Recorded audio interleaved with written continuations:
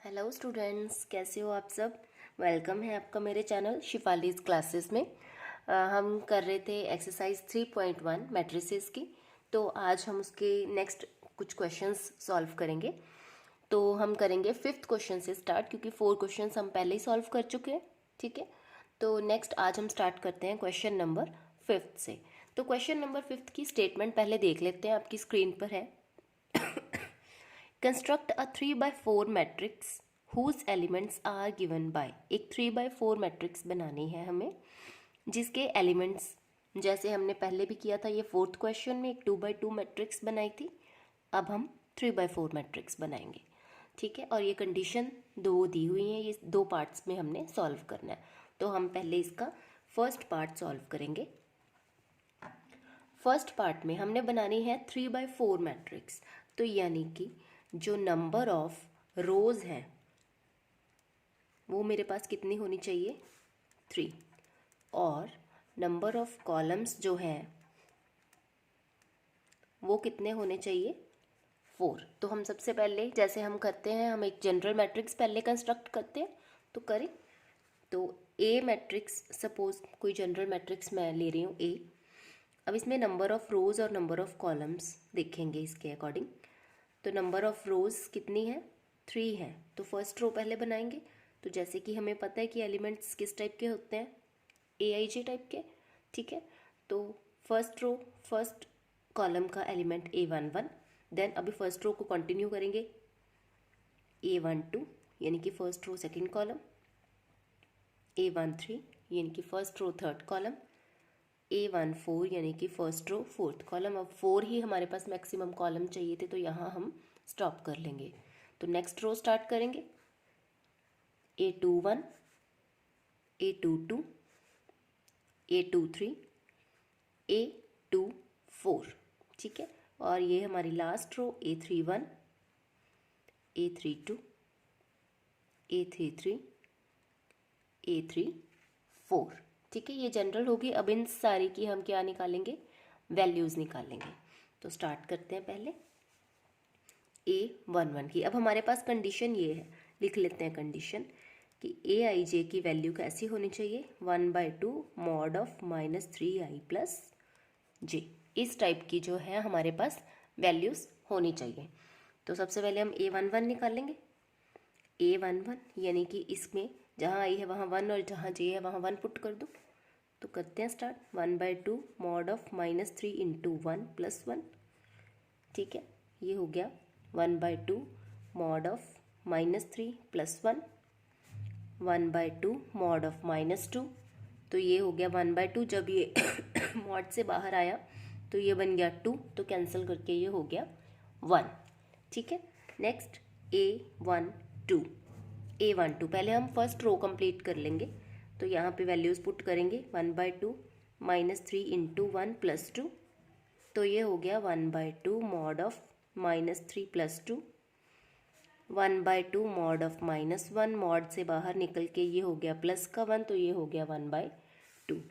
Next A13, 1/2 mod of -3 into 1 plus 3। तो ये हो गया 1/2 मॉड ऑफ -3 प्लस 3, यानी कि -3 प्लस 3 क्या हो गया, 0। तो ये हो गई value 0। Next is A14। A14 same, 1/2 mod of -3 into 1 plus 4। तो ये हो गया 1/2 mod of -3 plus 4, 1/2 mod of 1। अब ये तो पॉजिटिव क्वांटिटी है तो ये बन गया 1/2। तो ये फर्स्ट रो की जो वैल्यूज़ है हमारे पास सॉल्व होगी। ठीक है, अब हम करेंगे सेकेंड रो की वैल्यूज़। A14 के बाद यहाँ पे आ जाएगा A21। ठीक है, सेकेंड रो पे स्टार्ट कर ले। अब 1/2 मॉड ऑफ -3 इंटू 2 प्लस 1। ये हो गया 1/2 mod of -6 plus 1, 1/2 mod of -5। ठीक है, जब ये मॉड से बाहर निकला तो ये पॉजिटिव का हो गया, तो ये बन गया 5/2। Then A22, 1/2 mod of -3 into 2 plus 2, यानी कि 1/2 mod of -6 plus 2, 1/2 mod of -4। -4 mod से बाहर आके हो गया प्लस का 4, तो ये कैंसिल आउट होके बन गया 2। देन A23, ये हो गया 1/2 mod of -3 into 2 + 3, 1/2 mod of -6 + 3, 1/2 mod of -3, -3 से बाहर आके ये प्लस का 3, तो ये हो गया 3/2। Then A2 4, 1/2 mod of -3 into 2 + 4, ये हो गया 1/2 mod of -6 + 4, 1/2 mod of -2, mod से बाहर निकल के ये हो जाएगा प्लस का 2, तो कैंसिल आउट होके ये हो गया 1। नेक्स्ट है A31, 1/2 मॉड ऑफ -3 इंटू 3 + 1, तो ये हो गया 1/2 मॉड ऑफ -9 + 1, 1/2 मॉड ऑफ -8, ये बाहर आके मॉड प्लस का हो गया, तो ये हो गया 4, कैंसिल आउट करके ये हो गया 4। तो नेक्स्ट हम यहीं साइड पे सॉल्व कर लेते हैं, ठीक है। A31 तक हमने सॉल्व कर लिया था, तो नेक्स्ट हम करेंगे A32, 1/2 मॉड ऑफ -3 इंटू 3 + 2, तो ये बन गया 1/2 मॉड ऑफ -9 + 2, 1/2 मॉड ऑफ -7, -7 का मॉड बाहर आके प्लस का हो गया, तो ये बन गया 7/2। Then A33, 1/2 mod of -3 into 3 + 3, 1/2 mod of -9 + 3, 1/2 mod of -6, तो ये 6/2 हो गया, तो ये 6/2 बन गया 3। Next and last element A34, 1/2 mod of -3 into 3 + 4, तो ये हो गया 1/2 मॉड ऑफ -9 + 4, 1/2 मॉड ऑफ -5, तो ये बन गया 5/2। तो हमारी सारी वैल्यूज़ आ गई, तो हम A मैट्रिक्स में ये वैल्यूज़ पुट कर सकते हैं। तो A में जब पुट करेंगे तो ये वैल्यूज़ क्या बन जाएंगी, सबसे पहले हम फर्स्ट रो की वैल्यू पुट करेंगे, तो कुछ इस तरह से थी हमारे पास ये वैल्यूज़। A11 की वैल्यू 1, A12 की 1/2, A13 की 0 और A14 की 1/2। नेक्स्ट ऐसे ही A21 की वैल्यू 5/2, A22 की वैल्यू 2, A23 की वैल्यू 3/2, A24 की वैल्यू 1, ठीक है, A24 की 1। देन A31 की वैल्यू 4, और यहाँ से करेंगे A32 की 7/2, A33 की वैल्यू 3 और A34 की वैल्यू 5/2। तो हेंस ये हमारा क्वेश्चन हो गया सॉल्व।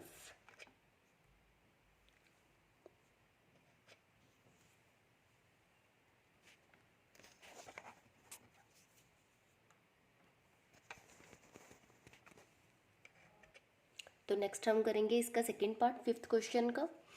सेकंड पार्ट में वही मैट्रिक्स तो कंस्ट्रक्ट हमने सेम ही करनी है 3/4, तो मैंने एक जनरल मैट्रिक्स पहले ही यहाँ पे बना ली है, तो अब आपके सामने मैं से वैल्यूज़ निकालूंगी और इसमें सब्सटीट्यूट कर देंगे, तो ये मैट्रिक्स हमारे पास कंस्ट्रक्ट हो जाएगी। तो हम सबसे पहले वैल्यूज़ निकालना स्टार्ट करते हैं। A11 इसमें पुट करेंगे, ठीक है। 2 × 1 - 1, तो ये बन गया 2 - 1, this is equal to 1। A11 की वैल्यू आ गई। देन A12, पहले फर्स्ट रो कंप्लीट कर ले। 2 × 1 - 2, 2 - 2, this is equal to 0। Then A13, 2 × 1 - 3, 2 - 3 -1। Then A14, 2 × 1 - 4, 2 - 4, this is -2। तो A14 तक होगी। अब हमारी सेकेंड रो A21, 2 × 2 -1, ठीक है, 4 - 1, तो ये बन गया 3। A22, 2 × 2 -2, 4 - 2, this is 2। ये है काफ़ी इजी, पर मैं इसलिए ये वैल्यूज़ आपको सॉल्व करके दिखा रही हूँ कि कई बारी प्रॉब्लम आ सकती है किसी बच्चे को, तो जितना मैं आपकी हेल्प कर सकूं उतना मैं ज़रूर कोशिश करूंगी। अगर फिर भी आपको कोई और क्वेश्चंस भी हैं इनके रिगार्डिंग, जैसे आप इन पे प्रैक्टिस कर रहे हो किसी और बुक से, इसी पैटर्न का कोई क्वेश्चन है नहीं सॉल्व हो पा रहा, तो आप कमेंट में डाल सकते हो। A23, उसके बाद A24, 2 × 2 -4, 4 minus 4 this is equal to 0। ठीक है, अब इसकी बाकी वैल्यूज़ निकालते हैं हम। Third row A31 2 into 3 minus 1 this is 6 minus 1 5 then A32 2 into 3 minus 2 6 minus 2 ये बन गया 4 A33 2 into 3 minus 3 तो ये बन गया 6 minus 3 then A34 2 into 3 minus 4 तो ये बन गया 6 minus 4 equal to 2। तो ये हमारी सारी की सारी वैल्यूज़ निकल गई। तो देयरफॉर हम ए मैट्रिक्स बना सकते हैं, सिंपली ये वैल्यू सब्स्टिट्यूट कर दें। तो पहले फर्स्ट रो की A11 1 A12 0 A13 -1 A14 -2 then second row A21 3 A22 2 A23 1 A24 0 then A31 5 A32 4 A33 3 और A34 2। तो ये हमारा सेकंड पार्ट बेस का सॉल्व हो गया। तो नेक्स्ट हम करेंगे क्वेश्चन नंबर 6 एक्सरसाइज 3.1 का। तो 6 क्वेश्चन की स्टेटमेंट देख लेते हैं। Find the values of x y and z from the following equations. इन इक्वेशन से हमें एक्स वाई और जेड की वैल्यूज फाइंड आउट करनी है। तो फर्स्ट पार्ट पहले सॉल्व कर लेंगे। देखो अब ये दो मैट्रिसेस हैं, ये हमें इक्वल दी गई हैं। पहले ही पता है कि ये matrix this matrix is equal to this matrix. तो इनकी डेफिनेशन क्या कहती है कि अगर ये मैट्रिसेस इक्वल हैं तो इनके जो कॉरस्पॉन्डिंग एलिमेंट्स होंगे वो भी क्या होंगे, इक्वल होंगे। तो उसी से ये क्वेश्चन हम सॉल्व करेंगे। तो जैसे फर्स्ट देख लेंगे, इधर ये वाला एलिमेंट और ये वाला एलिमेंट इक्वल हो जाएगा। तो ये क्या बन गया 4 equal to y, y equal to 4। तो फर्स्ट तो यही सॉल्व हो गया। ठीक है, then this element equal to this element, तो यहाँ से आ गया 3 इक्वल टू जेड, यानी कि जेड इक्वल टू 3 और यहाँ से x इक्वल टू 1। तो ये हमारी सॉल्व हो गई, x equal to 1 y equal to 4 and z equal to 3। इसी तरह से हम करेंगे सेकेंड पार्ट। ठीक है, यहाँ पे भी हमें क्या गिवन है कि ये जो मैट्रिक्स है x plus y 5 plus z 2xy this is equal to 6 5 2 8, ये इसके इक्वल है। तो by the definition of equality of matrices हम इसको सॉल्व करेंगे। ठीक है, तो सबसे पहले क्या करेंगे, कॉरस्पॉन्डिंग एलिमेंट्स को इक्वल करेंगे। तो ये एलिमेंट और ये एलिमेंट इक्वल होंगे। ठीक है, x plus y equal to 6। अब देखो पिछले क्वेश्चन में तो सीधी सीधी वैल्यू निकल गई थी, बट इसमें सीधी सीधी वैल्यू नहीं निकल रही है। तो इसको टाइप ऑफ ये बन गया लीनियर इक्वेशंस। ठीक है, तो वो सॉल्व करने के लिए हम इनको पहले नंबरिंग देते हैं। पहले नंबरिंग दे दे, इसको दे दे नंबर 1। ठीक है, देन 2 इक्वल टू 2, ये लिखने की कोई ज़रूरत नहीं है। Then 5 plus z is equal to 5, इसको हम दे देते हैं नंबर 2। और एक्स वाई इक्वल टू 8, इसको दे देते हैं नंबर 3। तो देखो सेकंड जो है इक्वेशन, इसमें हमारे पास सिर्फ एक ही वेरिएबल है। तो यहाँ से सीधी सिंपल पहले इसकी वैल्यू निकाल लें। From second 5 plus z is equal to 5, z is equal to 5 minus 5, तो ये क्या हो गया 0। तो एक तो सॉल्व हुआ हमारा, जेड इक्वल टू 0। ठीक है, अब फर्स्ट और थर्ड से जो हम है एक्स और वाई की वैल्यूज़ निकालेंगे। तो क्या करें, किसी एक वेरिएबल की वैल्यू निकाल लेते हैं। ठीक है, फर्स्ट और थर्ड इक्वेशंस में से किसी भी हम फर्स्ट ले लेते हैं, उसमें से हम एक्स की या वाई की वैल्यू निकालेंगे, थर्ड में पुट करेंगे और वहाँ से ये सॉल्व हो जाएगा। तो हम फर्स्ट में से एक्स की वैल्यू निकाल लेते हैं। एक्स की वैल्यू क्या निकली यहाँ से 6 माइनस वाई। तो वो जो वैल्यू है वो हम किस में पुट कर देंगे, हम थर्ड में पुट कर देंगे। ऐसे ही हम सॉल्व करते हैं ना हमारी लीनियर इक्वेशंस को। तो पुट इन थर्ड, तो थर्ड क्या है एक्स वाई इक्वल टू 8, यहाँ पे एक्स की वैल्यू लगा दें। 6 minus y into y is equal to 8। तो इसको सॉल्व करें, 6 y minus y square equal to 8। तो ये सारा मैं उधर ले जाऊँ, ये प्लस का हो जाएगा। तो y square minus 6 y equal to 8। तो ऐसे दो फैक्टर्स अब हमें ढूंढने हैं। ठीक है, जिनको मल्टीप्लाई करने पे प्लस 8 आएगा यहाँ, इक्वल टू 0। अब ये एक इक्वेशन को सॉल्व करना है, क्वाड्रेटिक इक्वेशन बन गई, तो इसको सॉल्व करना हमें आता है। दो फैक्टर्स जिनको मल्टीप्लाई करने पे 8 आए और प्लस माइनस करने पे 6 आए, दैट इज -4 एंड -2। तो y -4 y -2 इक्वल टू 0। यहाँ से y की वैल्यूज़ निकल गई 4 और 2। अब ये जो y की वैल्यूज़ हैं ये हम फर्स्ट में पुट करेंगे, ठीक है, या इसमें पुट करेंगे जहाँ से हमने ये निकाला था, तो यहाँ पुट करते हैं।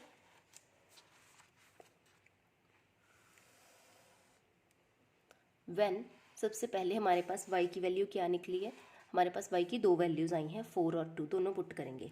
व्हेन y इक्वल टू 4, तो हम कहाँ पे पुट करने वाले हैं ये वैल्यू, यहाँ पे, ठीक है, इस इक्वेशन में हम पुट करने लगे, ठीक है। व्हेन y इक्वल टू 4, तो x की वैल्यू क्या आ जाएगी, 6 - 4, this is equal to 2। Then when y equal to 2, हमारे पास y की दो वैल्यूज आई थी ना 4 और 2, तो व्हेन y इक्वल टू 2 है तो x की वैल्यू कितनी आ गई, 6 - 2 इक्वल टू 4, ठीक है। तो जो हमारे पास रिक्वायर्ड सॉल्यूशन है वो क्या आ जाता है, अगर तो x की वैल्यू 4 है तो y की वैल्यू कितनी आ जाएगी यहाँ पे 2, और z की तो है ही हमारे पास 0, और अगर x की वैल्यू 2 हो तो y की क्या हो जाएगी 4, और z तो ऑलवेज 0 ही दिया हुआ है, यहाँ पे सॉल्व किया है हमने, ठीक है। तो ये हमारा सेकेंड पार्ट भी सॉल्व हो गया। अब हम करेंगे इसका थर्ड पार्ट में ये कुछ इस तरीके से दिया गया है, x + y + z, x + z y + z, this is equal to 9, 5, 7। अब वैसे ही लीनियर इक्वेशंस को पहले हम करते हैं, ठीक है, इक्वेट कर देंगे तो x + y + z क्या हो गया, equal to 9, x + z is equal to 5, और y + z this is equal to 7। इनको नेम दे देंगे 1, 2 और 3, ठीक है। ये 3 तक हमने नेम दे दिए। अब हम इनको सॉल्व करेंगे। सबसे पहले हम क्या करें, ये जो y + z है यहाँ पे थर्ड में y + z की value, put y + z equal to 7 in first में पुट कर दें ये वाली वैल्यू, तो ये बन जाएगा x + y + z की जगह 7 इक्वल टू 9, तो x की वैल्यू आ जाएगी हमारे पास 2, ठीक है। x की वैल्यू 2 निकल गई हमारे पास। अब ये जो x की वैल्यू है ये हम सेकंड में पुट कर दें, क्योंकि यहाँ दो ही वेरिएबल्स हैं x और z, x की निकल गई है तो z की हम यहाँ से निकाल सकते हैं, तो हम यहाँ पे करेंगे पुट इन सेकंड में पुट करेंगे x की जगह 2 प्लस z इक्वल टू 5, तो z की वैल्यू क्या आ गई 3, ठीक है। अब z की वैल्यू हमारे पास आ गई तो ये हम इसमें थर्ड में पुट कर सकते हैं, put z equal to 3 in third, y + 3 equal to 7, तो y की वैल्यू यहाँ से आ गई 4, तो दिस इम्प्लाइज x की वैल्यू हमारे पास आ गई 2, y की वैल्यू आ गई 4, और z की वैल्यू आ गई हमारे पास 3। तो ये 6th क्वेश्चन हमारा सॉल्व हो गया। नेक्स्ट है हमारे पास क्वेश्चन नंबर 7th एक्सरसाइज 3.1 का। तो क्या है, find the value of a, b, c and d from the equation. अब जैसे हमने x, y, z की फाइंड आउट की थी 6th क्वेश्चन में, उसी तरीके से हम 7th क्वेश्चन में a, b, c और d की वैल्यूज़ फाइंड आउट करेंगे। तो क्या करेंगे, सबसे पहले अब ये मैट्रिक्स इसके इक्वल दी हुई है हमें, तो by the definition of equality of matrices हम क्या करेंगे, इनको इक्वल कर देंगे। तो क्या लिखेंगे हम यहाँ पे, a - b is equal to -1, 2a + c is equal to 5। a - b -1 के इक्वल है, 2a + c इक्वल टू 5 है, 2a - b this is equal to 0, and 3c + d this is equal to 13, ठीक है। तो सबसे पहले तो हम इनको नेम्स दे देंगे 1, 2, 3, 4, ठीक है। अब हम इसको सॉल्व करेंगे। तो देखो ये जो फर्स्ट इक्वेशन है और थर्ड इक्वेशन है, इनमें a और b सेम वेरिएबल्स हैं, तो सबसे पहले यहाँ से हम a और b की वैल्यूज़ निकाल सकते हैं ना। तो हम क्या करेंगे, ये जो फर्स्ट इक्वेशन और थर्ड इक्वेशन है दोनों को सब्ट्रैक्ट कर देंगे, क्योंकि ये -b और -b सेम है, ठीक है, जब माइनस इनको करेंगे दोनों को, सेम नंबर्स को अगर हम माइनस करते हैं तो b हमारा कैंसिल आउट हो जाएगा, ख़त्म हो जाएगा, तो a की वैल्यू आ जाएगी। तो हम यहाँ पे करते हैं सॉरी, फर्स्ट माइनस थर्ड, तो a माइनस 2a कितना हो जाएगा, minus a minus b minus b, तो ये ख़त्म, इक्वल टू -1 -0, तो -1 -0 क्या हो जाएगा हमारे पास, -1। यहाँ से a की वैल्यू आ गई हमारी 1। अब ये a की वैल्यू हम सेकंड में पुट कर दें, यहाँ से c की वैल्यू निकल जाएगी, तो सेकंड इम्प्लाइज 2 इंटू a की जगह 1 प्लस c इक्वल टू 5, तो ये 2 प्लस c इक्वल टू 5, तो c की वैल्यू आ गई 3। ठीक है, अब a और c दो वैल्यूज़ हमारे पास सॉल्व हो गई। अब हम क्या करें, थर्ड में a की वैल्यू पुट करके b की वैल्यू निकाल सकते हैं हम, तो थर्ड इम्प्लाइज 2 इंटू a की जगह 1 माइनस b इक्वल टू 0, तो 2 minus b equal to 0, minus b equal to -2, b equal to 2, तो यहाँ से b की वैल्यू फाइंड आउट होगी। नेक्स्ट हमारे पास फोर्थ इक्वेशन बची, इसमें से हमारे पास c की वैल्यू है ये 3, तो हम d की निकाल सकते हैं। फोर्थ इम्प्लाइज 3 इंटू सी की जगह है हमारे पास 3 प्लस डी इक्वल टू 13, तो ये हो गया 9 plus d equal to 13, d की वैल्यू 4, तो दिस इम्प्लाइज मेरे पास क्या आ गया, ए की वैल्यू 1, बी की वैल्यू 2, सी की वैल्यू 3 एंड डी की value 4, hence this question is also solved. अब नेक्स्ट है हमारे पास 8th क्वेश्चन, ये जो है एक MCQ टाइप का क्वेश्चन है, तो ऐसे क्वेश्चंस हमारे पास 1 मार्क में एग्ज़ाम में आ जाते हैं। तो इसमें है क्या कि A equal to AIJ m/n, A एक मैट्रिक्स है जिसमें किस तरह के एलिमेंट है, AIJ टाइप के एलिमेंट्स हैं, इसका ऑर्डर कितना है, m/n है, इज़ अ स्क्वायर मैट्रिक्स, ये मैट्रिक्स एक स्क्वायर मैट्रिक्स होगी इफ़, कब होगी, इसमें 4 ऑप्शंस दिए हैं, चारों में से हमें सिलेक्ट करनी है कि करेक्ट वाली ऑप्शन कौन सी है। तो ए पे दिया है m n, बी पे दिया है m n, सी पे है m=n और डी पे है नन ऑफ दीज। तो हमें पता है m क्या होता है हमारे पास, नंबर ऑफ रोज, और n क्या होता है हमारे पास, नंबर ऑफ कॉलम्स। तो ये हमने जब टाइप्स की थी मैट्रिसेस की, तब उसमें हमने किया था कि एक मैट्रिक्स को हम स्क्वायर मैट्रिक्स कब कहते हैं, जब नंबर ऑफ रोज और नंबर ऑफ कॉलम्स इक्वल हो जाती हैं।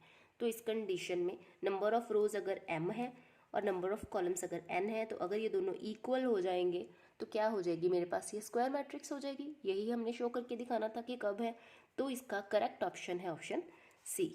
आंसर जो है इसका ऑप्शन सी, कि अगर m इक्वल टू n होगा तो वो मैट्रिक्स क्या हो जाएगी, एक स्क्वायर मैट्रिक्स।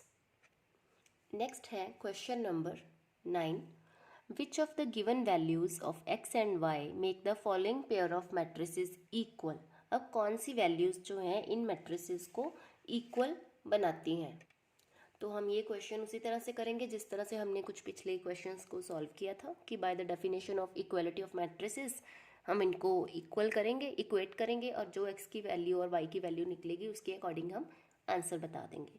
तो सबसे पहले हम मैट्रिक्स लिख लें दोनों, ठीक है, मैट्रिसेस दोनों है 3x + 7 sorry y 3x + 7 y + 1 5 and 2 - 3x, ये हमारी फर्स्ट मैट्रिक्स है। और अगर ये इक्वल होगी, यही कंडीशन है कि कौन सी वैल्यू इक्वल बनाती है, तो हमें पहले इक्वल बना के दिखा देना, फिर वैल्यूज फाइंड आउट कर लेनी है। इक्वल टू क्या है, 0 8 y - 2 4। अगर ये इक्वल मैट्रिसेस हैं तो by the definition of equality of matrices इनके एलिमेंट्स जो हैं कॉरस्पॉन्डिंग एलिमेंट्स इक्वल होंगे, ठीक है। तो फर्स्ट पहले ले लेते हैं 3x + 7 = 0। अब ये सिंगल वेरिएबल है तो x की वैल्यू यहीं से सॉल्व हो सकती है।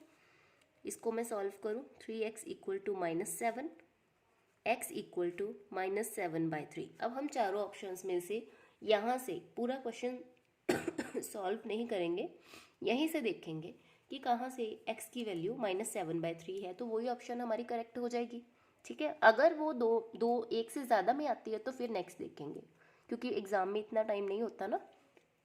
तो अब x की वैल्यू -7/3 देखो किसी ऑप्शन में है, फर्स्ट में नहीं है, सेकंड में नहीं है, थर्ड में नहीं है, फोर्थ में नहीं है, तो इसका मतलब है बी तो है ही नॉट पॉसिबल टू फाइंड है। तो इन तीनों में से ए, सी और डी में एक्स की वैल्यू मैच नहीं कर रही, तो हमारा करेक्ट आंसर क्या हो जाएगा फिर? B, it is not possible to find such value. Correct. तो नेक्स्ट और लास्ट क्वेश्चन है इस एक्सरसाइज का, the number of all possible matrices of order 3/3 with each entry 0 और 1 इज। अब क्या है? The number of all possible matrices of order 3/3, 3/3 order की जितनी भी पॉसिबल मैट्रिसेस हैं विद ईच एंट्री 0 और 1, जिनकी एंट्री या तो 0 हो या 1 हो, मतलब 0 और 1 के अलावा कोई और एलिमेंट उसमें नहीं डाल सकते। तो नंबर ऑफ दैट मैट्रिसेस कितने हैं, मतलब कितनी ऐसी मैट्रिसेस बन सकती हैं जिनका ऑर्डर जो है वो होना चाहिए 3/3 और एंट्री सिर्फ कौन सी होनी चाहिए, या 0 या 1। अब सबसे पहले तो हम देखें कि अगर तो मैट्रिक्स 3/3 ऑर्डर की है, 3/3 मैट्रिक्स 3/3 ऑर्डर मैट्रिक्स जो होती है, 3/3 मैट्रिक्स जो होती है हैज़ 9 एलिमेंट्स। ठीक है, कितने एलिमेंट्स होते हैं इसमें? 9, क्योंकि हमें पता है कि अगर किसी मैट्रिक्स की रोज m है, कॉलम्स n है, तो नंबर ऑफ एलिमेंट्स कितनी होती है इन दोनों की? Product mn। ठीक है, अगर रोज 3 है, कॉलम्स 3 है, तो नंबर ऑफ एलिमेंट्स उसमें कितने होंगे? 9। अब वो 3/3 मैट्रिक्स है, तो देखो वो इस तरीके की मैट्रिक्स होगी, 1 2 3 4 5 6 7 8 9, कुछ इस तरीके के एलिमेंट्स आएंगे। अब एलिमेंट्स कौन से होने चाहिए? या 0 या 1, आइदर इट इज 0 1 0 1 0 1 0 1 0, या फिर ये 1 से स्टार्ट कर दूं, या मैं सारे 0 करके एक 1 कर दूं, मतलब कुछ भी पॉसिबल, जैसे प्रोबेबिलिटी में होता है ना, तो कुछ भी पॉसिबल एंट्री हो सकती है, बट एंट्री सिर्फ 0 और 1 होगी। अरेंज किसी भी तरीके से किया जा सकता है, तो हमें ये निकालना है कि ऐसी कितनी मैट्रिसेस ये बन सकती हैं। Now each element can be 0 और 1, या तो एलिमेंट 0 हो सकता है या 1 हो सकता है। तो पॉसिबल एंट्रीज कितनी होगी मेरे पास? Possible entries, number of possible entries कह सकते हैं, ठीक है, कितनी होगी? Number of possible entries is 2। ठीक है, 2 ही एंट्रीज हो सकती हैं, तो हमें फिल कितनी प्लेसेस करनी है? 9। ठीक है, तो 9 places can be filled in, कितने वेज में कैन बी फिल्ड इन? अब देखो प्लेसेस हमें फिल करनी है 9, एंट्रीज हमारे पास, नंबर ऑफ एंट्रीज कितनी है? 2, तो कितने वेज में फिल करेंगे? 2⁻9 वेज में। ये इनका एक फॉर्मूला होता है, 2⁻9। जितनी पॉसिबल एंट्रीज हैं वो यहाँ, और जितनी प्लेसेस को फिल करना है वो उसकी पावर में डाल देंगे।